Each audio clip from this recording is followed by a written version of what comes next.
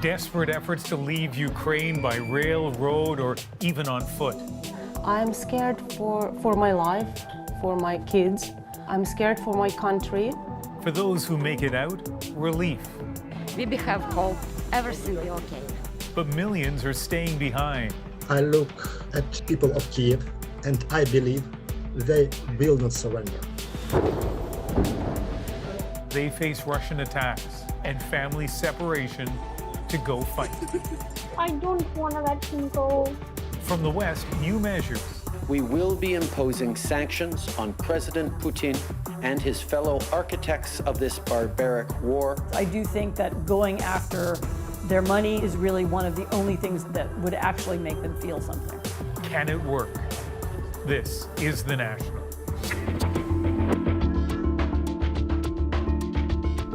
And this is Kyiv, a city under siege. It is early Saturday morning. People here are bracing. An attack on the capital city by Russian troops appears imminent. Already tonight, there are reports of frequent blasts. Good evening, I'm Ian Hanomansing. The fate of Ukraine is now being decided. That is the message tonight from Ukraine's president. Kyiv's mayor warning the hours ahead will be difficult after a day filled with explosions and air raid sirens. Here's what you need to know right now. That fear that Kyiv could soon fall has prompted thousands to flee and others to take up arms. And NATO is getting ready as well, taking the unprecedented step of protecting its member nations in the east by land, air, and sea. Tonight we have reporters on the ground in three key areas. Margaret Evans is in Kyiv as Russian soldiers close in. Briar Stewart is to the east, across the border in Russia with Putin's message today. And Susan Ormiston is in Warsaw. Many fleeing this war are finding safety in neighbouring Poland. We begin with Margaret in Kyiv, a city that is waiting.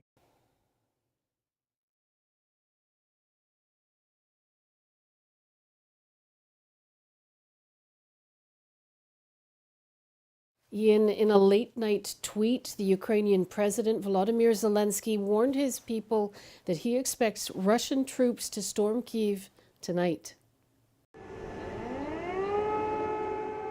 An air raid siren to start the day in the Ukrainian capital.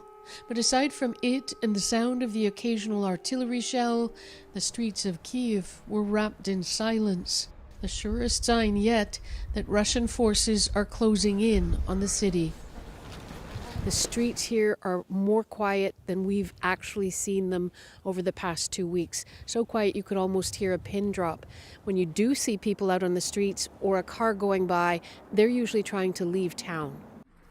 Video on social media showed Russian tanks a mere 10 kilometers from the presidential office. One showed a tank driving over a car. People trying to pry the driver out afterwards, amazingly still alive. This apartment building was apparently hit by a Russian missile strike in a Kyiv neighborhood. A determined Ukrainian defense has slowed the Russian advance somewhat. This is the eastern city of Kharkiv. But the Ukrainian President Volodymyr Zelensky clearly expects the Kremlin to try and remove him.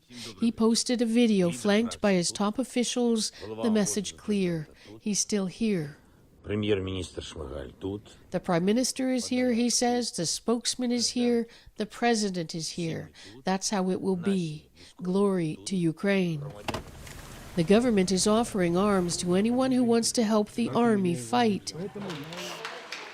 And Ukraine's soldiers are given a hero's welcome wherever they go. But many people are still trying to leave the city nonetheless. There were chaotic scenes at the train station. Police firing into the air to stop people from swarming the train. More indignity for an independent nation suffering the indignity of invasion. Olga Saviak and her children gave up on the trains. We met her trying to come up with an alternative plan. I have friends who can meet me in not far from Kyiv, and I try to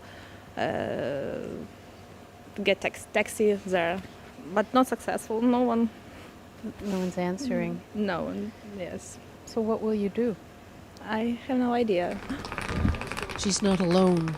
Many people are clearly stunned at the haste with which they find themselves fleeing a city that just a few days ago was a place of safety. And many people are obviously expecting yet another sleepless night here. Let's head next to Briar Stewart in Voronezh, Russia. And Briar, the Russian President Vladimir Putin has a new message for Ukraine's military. Yes, Ian, President Putin claims that Russia doesn't want to occupy Ukraine, but it's increasingly clear that Russia's goal is to use an invasion to try and stage a coup. And Putin is trying to enlist the help of the very people his soldiers are fighting. As Russian soldiers are attacking Ukraine on the ground and its missiles from the air, President Vladimir Putin urged Ukrainians fighting and dying for their country to surrender. Take power into your own hands, he said. It will be easier for us to come to an agreement than with this gang of drug addicts and neo-Nazis who have settled in Kyiv. Surely a maddening message to all of those huddled in basements and in metro stations. Ukraine claims its military has killed more than 3,000 Russian soldiers. Russia's defense ministry insists they've suffered no losses. It also says this explosion at an airfield in southwest Russia didn't take out any aircraft, but Ukraine said it launched the strike and destroyed planes. The blast happened just before 7 this morning in an area 30 kilometers from the border. As more soldiers pour into Ukraine, people are taking to the streets in Russia, chanting about a war they didn't want and can't even protest without getting arrested. Some prominent Russians are adding their voices, like tennis pro Andrei Rublev, who scribbled "No war, please" at a tournament in Dubai. Even the daughter of Putin's spokesperson posted "No war" on Instagram, but later deleted it. As Russia is hit with new rounds of sanctions that restrict banking and travel, residents are divided on just how damaging they'll be. I believe it will be solved peacefully, he says, and will enjoy the benefits of the world. In economic terms, first of all, it will impact everyone. And Briar, Russia did hit back against some of the sanctions. Yeah, some countries are going to be restricting visa access for Russians, and many have restricted planes from landing in their countries. And the UK first banned Aeroflot from landing there. Then Russia hit back, saying that all British airlines were not only going to be banned from landing in Russia, but even flying over their airspace. The UK then took another step, banning all Russian private jets. So really, at this point, it's clear it's just going to keep escalating from here. All right, Briar, thank you. All of that maneuvering on the world stage driven by the fierce military advance that's happening right now in Ukraine. And David Common is here with a big picture view of the invasion. David. Yeah, Ian, let's talk about how the Russians got to Kyiv so quickly. And in many ways, that story starts in Belarus, Ukraine's northern neighbor and a key Russian ally. You see it here. They allowed Russia to mass troops in Belarus and then cross into Ukraine. And from that border, it's just 150 kilometers to the capital. Fastest route, good highway. The Ukrainians did try to slow them down. They claim blowing up a bridge at Ivankiv. Bitter fighting as well at the strategic Hostomel Airport, northwest of the capital. It has a long runway where heavy Russian transport planes could bring in thousands of soldiers, and it's just 7 kilometers from the city. Now, Ukraine has responded, putting National Guard soldiers into the streets of Kyiv, including at choke points, places like bridges. Every man 18 to 60 now being asked to help, machine guns even being handed out. So where, you might ask, is the rest of their army? Let us go to Luhansk and Donetsk. Now, those are the disputed regions in the east. The bulk of the Ukrainian forces were here when all this started, and they were met by Russians pouring over their border. But now there's another potential front. The Pentagon is claiming that Russia landed amphibious infantry down at Mariupol, allowing them to race north and potentially flank the Ukrainian force that could cut off resupply or retreat. So what happens now? Well, it's symbolic, but I want to talk about tiny Snake Island in the Black Sea. You see it there. Ukraine says it had 13 soldiers there guarding it. A Russian warship showed up, ordered them to surrender. They got on the radio and responded with, "Go blank yourself." And so the Russian ship began a bombardment, according to the Ukrainians, and Ian, all 13 of those soldiers on that island killed. All right, David, thank you. The danger in Ukraine has sparked an exodus with many people headed for Poland. And tonight, Susan Ormiston is in Warsaw. That's about a 4-hour drive from the Ukraine border. And Susan, describe what people have been seeing there. Well, since the start of that full-scale invasion, we're seeing more than 50,000 people cross the borders out of Ukraine, that number by the UN Refugee Agency. And many of them, most of them, are coming here to Poland. They're taking trains, they're driving across, they're hauling suitcases and walking across, whatever they could shove in before they fled. And every night of sirens, more people are on the move. Just consider that chaotic train platform we saw earlier with people shoving to get on that train. It was going from Kyiv, the capital, to Lviv in the west, well far away, and then many of them go on across the border. And you know, Poland already has about 1 million people of Ukrainian descent, so lots of family ties here. Volunteers on this side are trying to put up beds and food and shelter and a little bit of clothing for people coming across, and they're trying to match families who need temporary accommodation.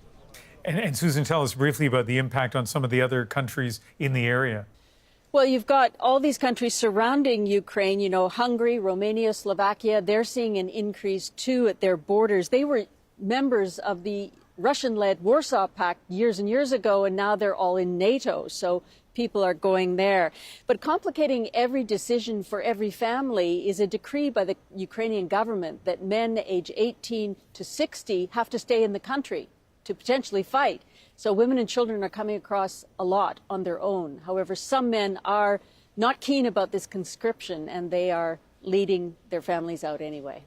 And as you continue to cover this story, I know you're going to be on the move. But tonight, Susan Ormiston in Warsaw. Thank you. You're welcome. NATO is sending extra troops to Eastern Europe, the first time its response force has been activated for a task other than security or disaster relief.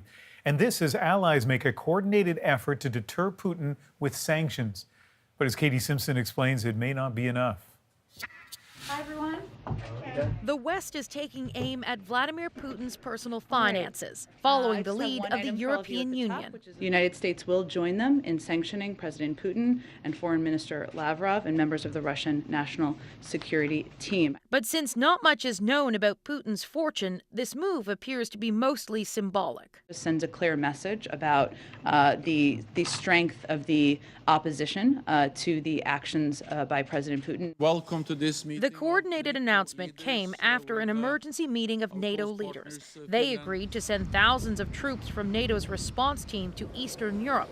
It's little comfort to Ukrainians. None of the soldiers will enter Ukraine as the country is left to defend itself. The Ukrainian forces are fighting bravely. Western allies need to send Ukraine more weapons and lots of them within the next 48 hours, according to retired Lieutenant Colonel Alexander Vindman. But if Ukraine holds and we're able to get support to them in time to allow them to hold, then Putin starts to think about off-ramps and face-saving measures. Do you swear or... Vindman's name and face may be familiar. He's the official who reported former President Donald Trump's phone call with President Zelensky when Trump tried to pressure Ukraine into digging up dirt on Joe Biden in exchange for government aid, triggering his first impeachment trial. In this crisis, Vindman says Western leaders did not stand up to Putin as they should have over fears of domestic blowback. Is this a failure of Western resolve? It is. It's a failure of Western resolve. It's a sense of defeatism that we can't do enough. We haven't kind of displayed the fortitude in the face of this naked aggression, and instead we're deeply concerned about a dollar hike in gas prices. That's where our mind is. So, Katie, we hear Alexander Vindman talking about what he describes as off-ramps for Putin, and Western countries are trying to push Putin there a little harder. Yeah, there are conversations. The White House and European leaders say more sanctions are being discussed. Some allies are promising additional weapons, which Ukraine says it badly needs. And then open the lines of communication. The West needs to try to convince Russia's allies, China and India, to pressure Putin back to some sort of negotiating table. Ian. All right, Katie, thank you. Thanks. It's not just global leaders who continue to express outrage at Russia's actions. So are protesters in cities around the world. Russia, go home! Russia, go home! Emotions were running high at this rally outside Downing Street, many wearing the colors of the Ukrainian flag. They sang the country's national anthem in between chants of "Putin is a killer." And this was the scene tonight in the capital of Georgia, a massive show of support for their fellow former Soviet republic. There was also anger at the Georgian government's lack of response to the Russian invasion. There's pressure for Canada to take more action. Today, Ottawa imposed a third set of sanctions on Vladimir Putin personally. And as Ashley Burke shows us, the government is also pledging military support. Russia's escalating its military offensive, while Canada and its allies escalate the consequences. We will be imposing sanctions on President Putin and his fellow architects of this barbaric war. Canada's trying to squeeze Russia's economy, and now part of a group of countries that wants Russia removed from SWIFT, the main system for global financial transactions. Our goal is to suffocate the Russian regime. We know that this is the time to put maximum pressure. Along with more financial penalties, a new offer for humanitarian relief, matching donations to the Red Cross up to $10 million. Right. And more military support, on top of the more than 500 military members currently in Latvia, another 3,400 on standby in case NATO's multinational response force needs help. We are on high readiness alert in case that call comes from NATO. But Ukrainian MPs say they need help keeping their airspace safe and more weapons. We need your technical and weapon support with weapon of anti-aircraft weapon, anti-missile weapon, because actually this is one of our weak side. This former head of the army and former Liberal MP told Power and Politics Putin doesn't respect the rule of law. What he respects above all is force. This is the closest we've been to World War III in a very long time. And strategically, we should be thinking about how to best deter the rampaging bully who's wreaking devastation on the poor people of Ukraine. That is job one. As many try to flee Ukraine, the federal government says it's stepping up its efforts to try and arrange safe passage for Canadians and permanent residents at land borders, including issuing urgent travel documents. Ashley Burke, CBC News, Ottawa. Several provinces are taking action, vowing to stop sales of some Russian-made products. Vodka and other Russian liquors are being pulled off the shelves. It applies to the provincial liquor stores in British Columbia, Ontario, and Quebec, and others in some private liquor stores in Alberta are looking to do the same. And some Canadian phone companies won't charge long-distance rates for those calling family and friends in Ukraine. The break from Bell, Rogers, Shaw, and TELUS will apply until the end of March. Some of those carriers are also waiving text, roaming, and extra data charges. So many Ukrainians are staring down life and death decisions, forced to make what seem like impossible choices in the face of armed conflict.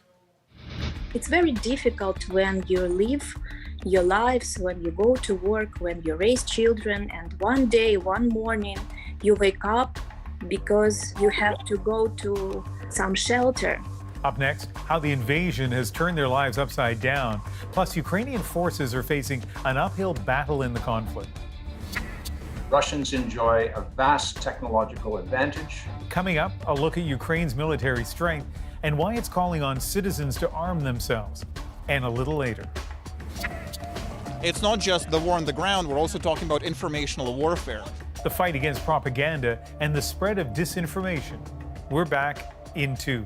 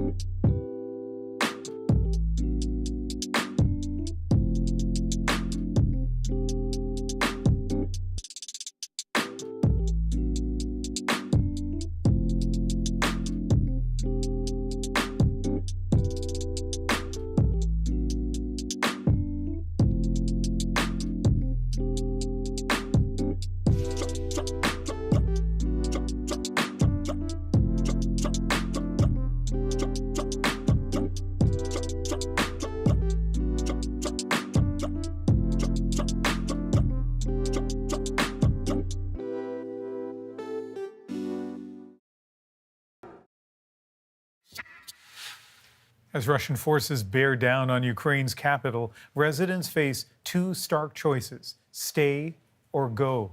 As Ioana Remiliotis learned, both are heartbreaking.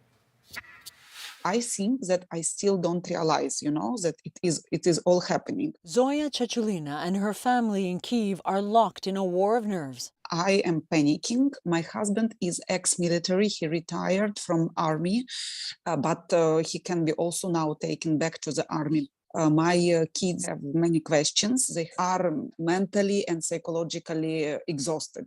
Evgen Neroshnichenko and his wife know what is already here. They fled Crimea in 2014 when Russia annexed the territory. We are really scared. But I look around, I look at people of Kyiv, and I see and I believe they will not surrender. Their bags are packed, but they can't leave Kyiv because his in-laws refuse to go. We have gas in our car and we are ready to leave, but our parents are not ready. And we are not ready to leave them. But thousands are trying to flee or taking shelter, and everyone's life has changed in an instant. It's very difficult when you live your lives, when you go to work, when you raise children, and one day, one morning, you wake up because you have to go to some shelter, not to work, not to school. We just hope that everything is going to be okay, but it's not okay. Katerina Kolomiyets and her family live in Poltava in central Ukraine. Her husband has volunteered to help guard the area. I'm proud of him. I'm proud of every man who is ready to defend his country and his family. And families are already tearing apart. Heartbreaking scenes like this one, as a father sends his daughter to a safer place. I don't want to let him go. In Kharkiv, Yana Markova and her 13-year-old daughter Yarina are bracing for goodbyes too, to a husband and father. I'm very worried about this because it's really dangerous. I'm reading the news and I've seen that there are lots of people die. War is always tragedy. We have difficult choices, but we have to make them. Sooner or later, I will go to this war. Volodymyr Okladny is in Lutsk in northwestern Ukraine. My family, they can move from here. I don't know if I will see them again. It's not just heartbreaking. It's I can't sleep, I can't eat, and it's nightmare.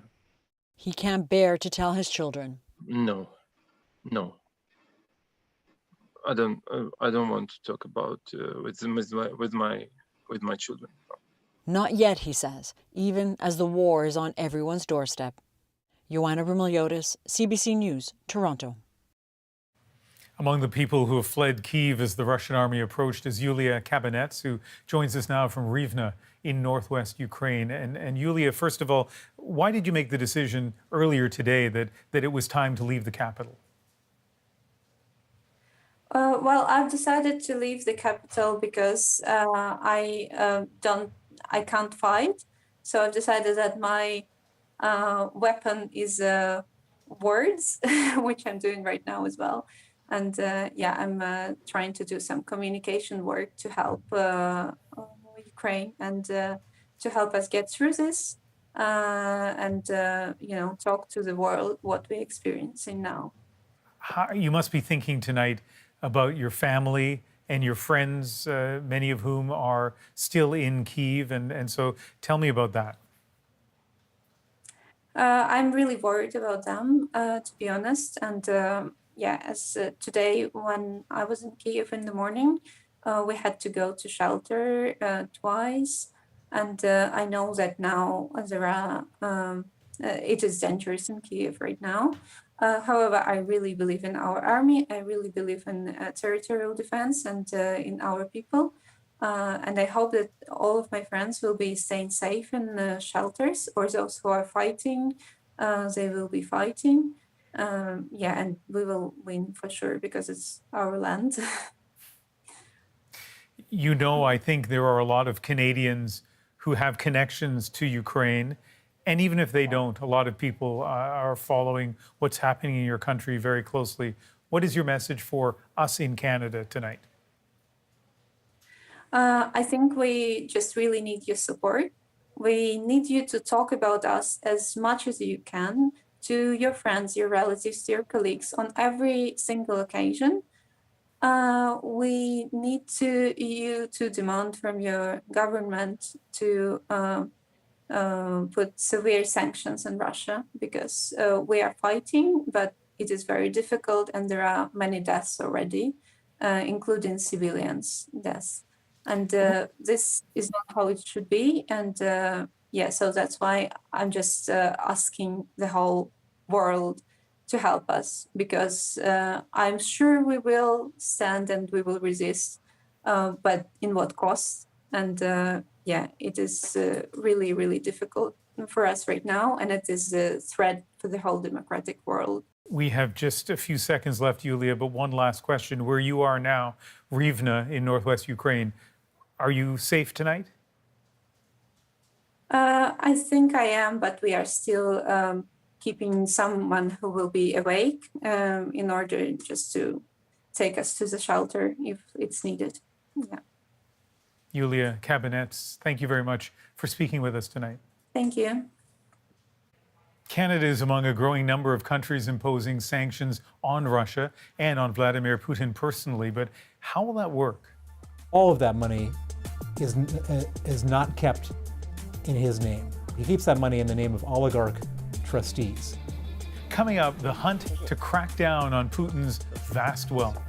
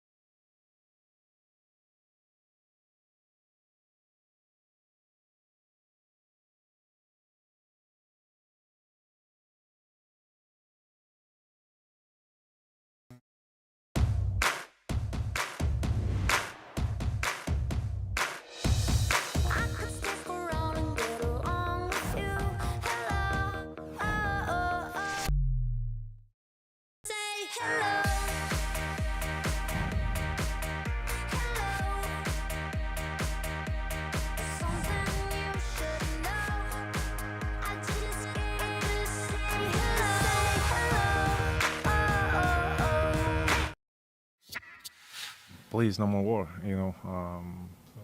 It doesn't matter who is in the war, Russia, Ukraine, different countries. I think we live in a world like we have to live in peace.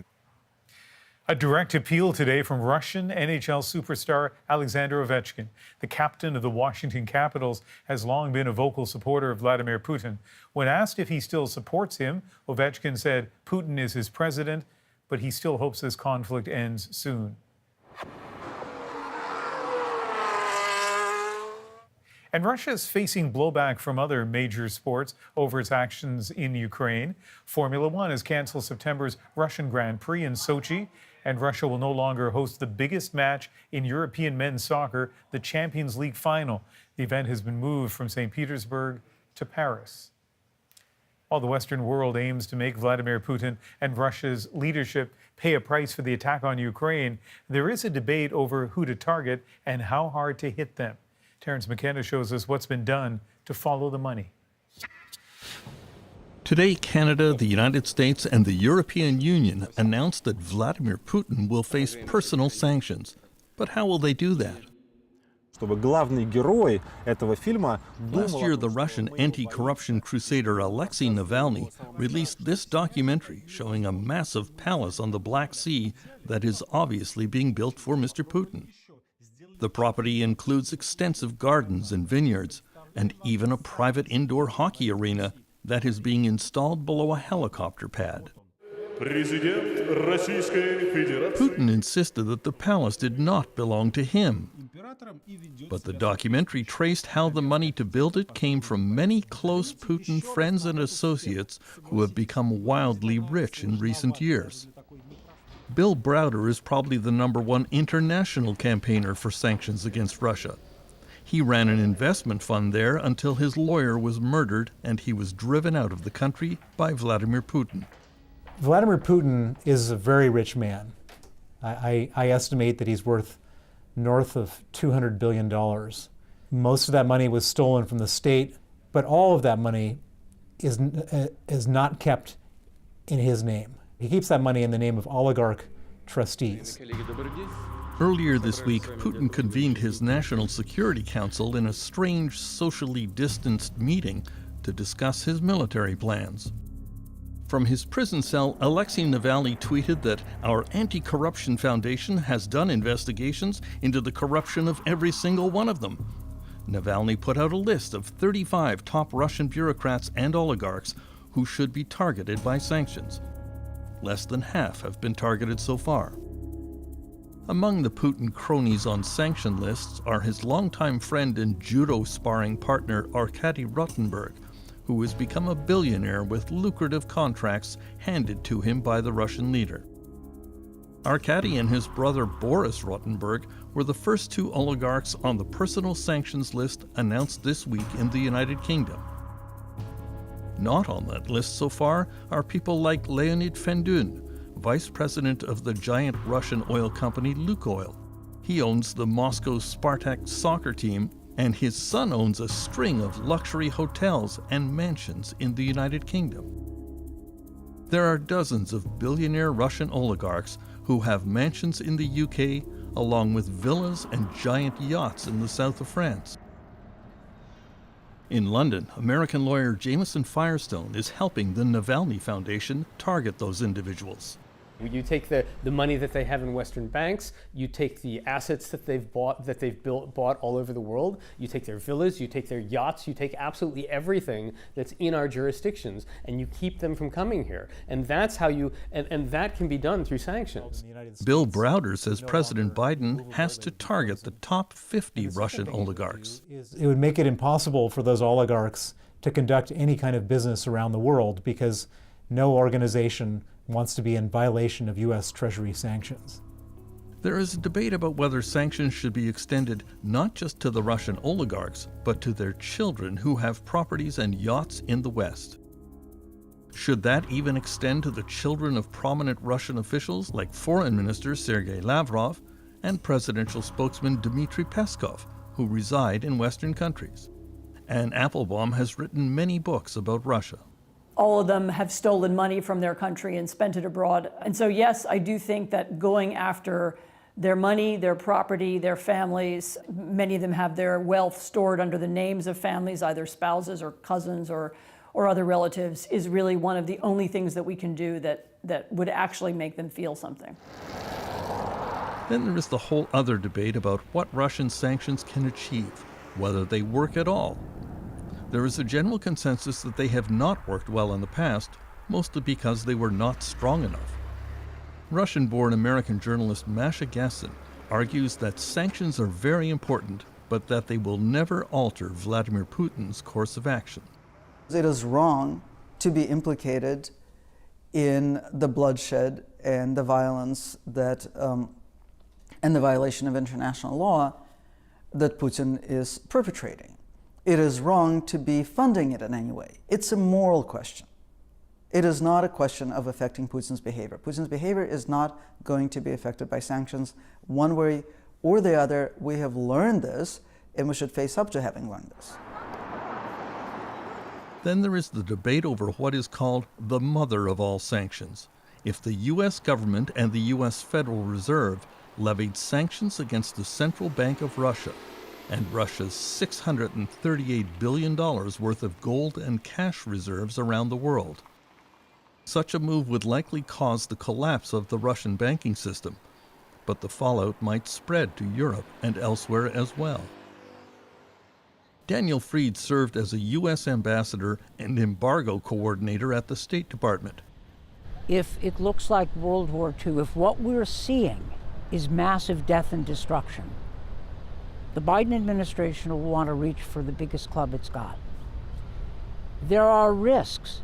There are risks of blowback to the Western financial system if you hit the Russian financial system hard. The key question about causing the collapse of the Russian financial system is this: would the Russian people blame the West or take their anger out on Vladimir Putin? I'm not certain that they'll take their anger out on the West, even though Russian propaganda will try to convince them to do so. I'm not sure the Russian people are quite as bloodthirsty as their leader. The NATO countries are in elaborate negotiations about how to punish Russia with minimal damage to their own economies.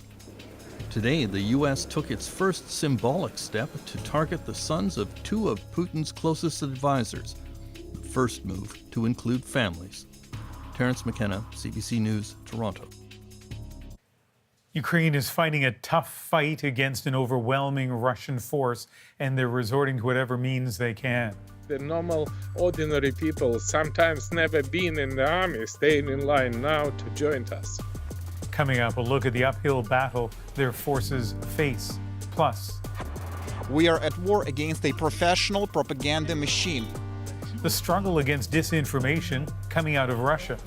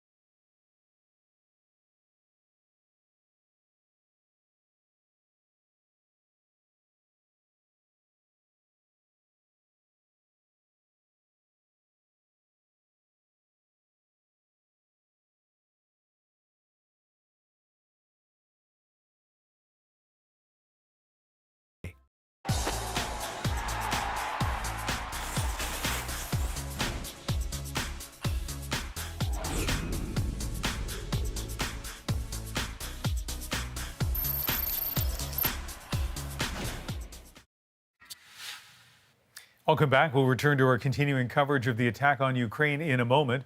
But first, I am truly humbled by the extraordinary honor of this nomination. U.S. President Joe Biden making history tonight, nominating the first black woman to serve on the Supreme Court. If confirmed by the Senate, 51-year-old Judge Ketanji Brown Jackson will replace liberal Justice Stephen Breyer. The majority of judges will continue to lean conservative. The American CDC is easing its guidance on indoor mask mandates, saying face coverings are no longer recommended for most people in the states. The agency, though, still advising masks in communities with a high COVID risk and on public transportation. Pat King, a key member of the convoy protest in Ottawa, has been denied bail. The court's reason, the likelihood he would reoffend. The 44-year-old was arrested last week on a number of charges. He's due back in court next month. Earlier this week, organizer Tamara Leach was also denied bail.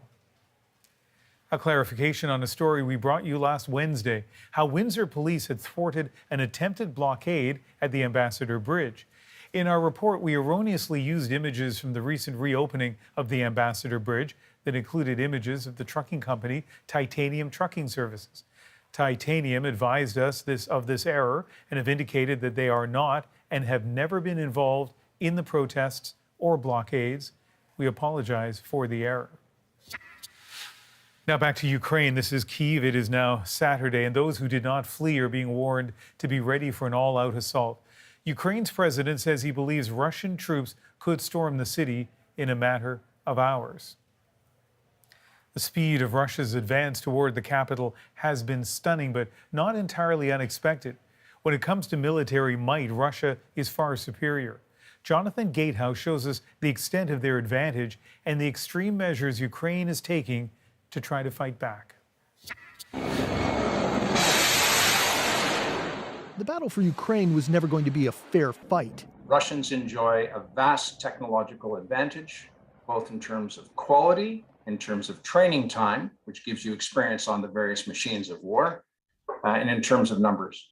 The battlefield is pitched. In the air, Russia's advantage in planes, helicopters, and strategic missiles enabled their military to establish full control of the skies before the land invasion even began. And Russia's ground assault is already powered all the way to the capital, forcing the Ukrainians to dig into defensive positions. But the starkest difference remains troop strength, with available Russian soldiers far outnumbering Ukrainian forces.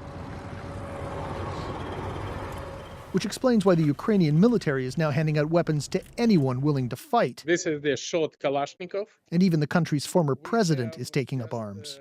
This is the long line of the people who want to enlist it. The normal, ordinary people, sometimes never been in the army, staying in line now to join us. The morale is very, very high, and I think that's going to be a decisive factor in this war.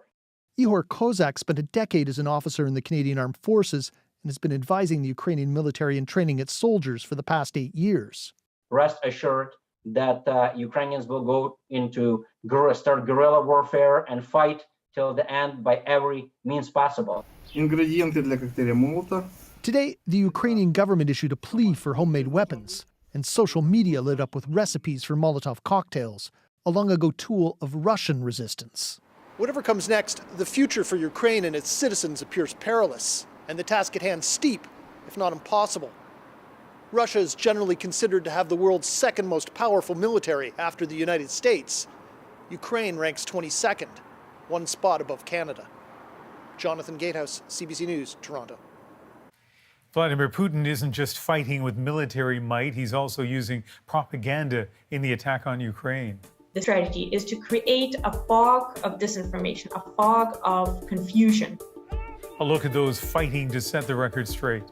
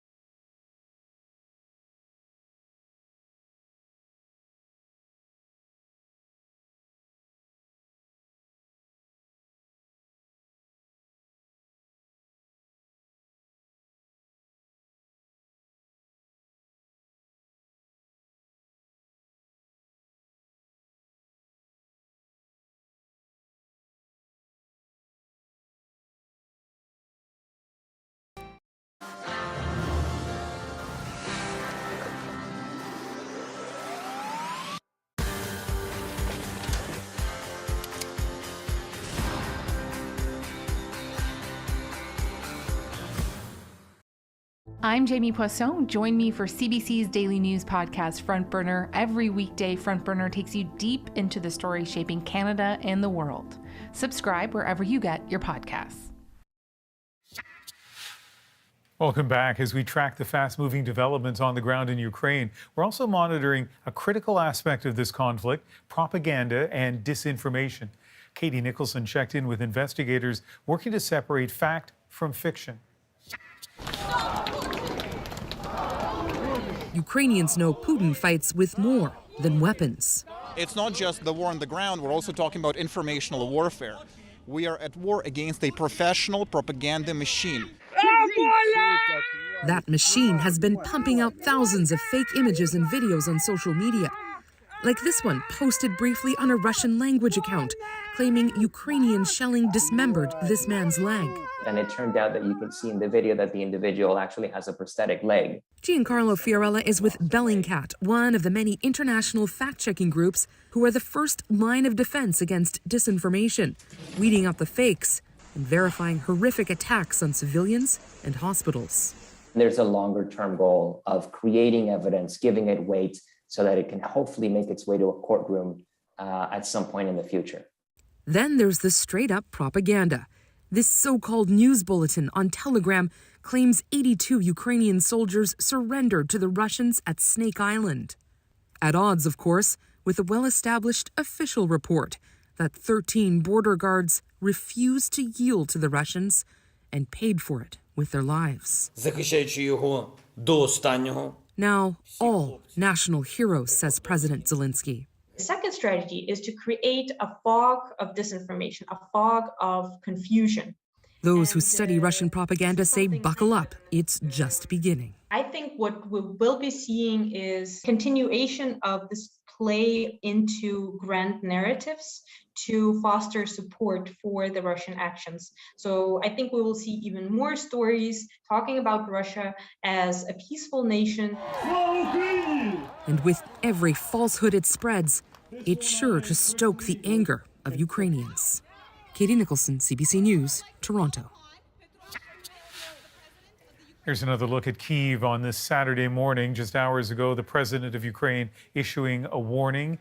He says he believes Russian troops could invade the capital within hours. Around the world today, there were scenes of solidarity with the people of Ukraine. This one captured tonight in the capital of Latvia. Crowds there gathering to sing both the Latvian and Ukrainian anthems. We're back in a moment.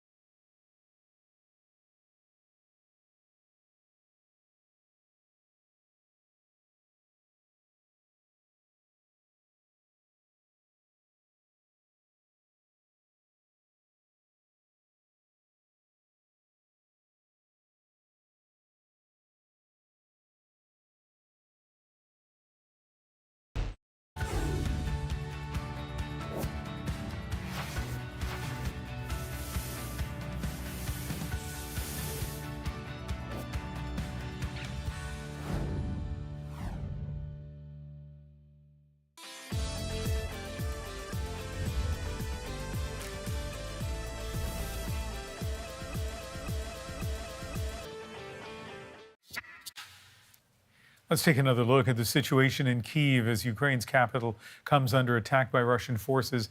It is now Saturday morning there, and there have been new reports of explosions in the city and a new attack on a Kyiv army base. Earlier, Ukraine's president warned Russia could move into this city overnight. On this day, when a part of the world is under so much upheaval, we're going to leave you with a moment of solace. This is Patrick Dexter. He's been weathering the pandemic from his cottage in the west of Ireland by posting breathtaking cello performances. Today, his choice was a piece by Ukrainian composer Mykola Leontavich. It's known as Carol of the Bells. That's the National for February the 25th. Good night.